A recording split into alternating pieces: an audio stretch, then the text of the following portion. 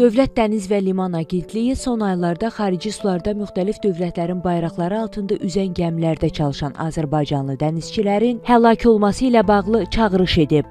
Xüsusilə Qara və Azov dənizləri hövzəsində, Hörmüz boğazı, Fars körfəzində təhlükəsizlik risklərinin yüksək olduğunu nəzərə alaraq öz həyat və sağlamlıqlarını hər şeydən üstün tutmağa çağırırıq. Bildirilib ki, dənizçilər müharibə zonalarına və ya aktiv hərbi əməliyyatların aparıldığı ərazilərə, səfərlərə razılıq verməzdən əvvəl mövcud riskləri diqqətlə qiymətləndirməli, rəsmi qurumların təhlükəsizliklə bağlı xəbərdarlıq və təlimatlarını nəzərə almalı, mümkün olduğu hallarda isə belə səfərlərdən çəkinməlidirlər. Gəmiçilik şirkətlərini, aidiyyatı qurumları isə dənizçilərin həyat və təhlükəsizliyini prioritet hesab etməyə və onları müharibə riskinin yüksək olduğu ərazilərə göndərməzdən əvvəl bütün təhlükəsizlik tədbirlərini görməyə və mümkün olduğu hallarda belə marşrutlardan istifadə etməməyə çağırırıq. Agentlik bütün dənizçiləri ehtiyatlı olmağa, özlərinin və ailələrinin təhlükəsizliyini düşünməyə, müharibə zonalarından uzaq durmağa səsləyib. Aytən Fehruz Cabbar Qaryağdıoğlu, Xəzər xəbər.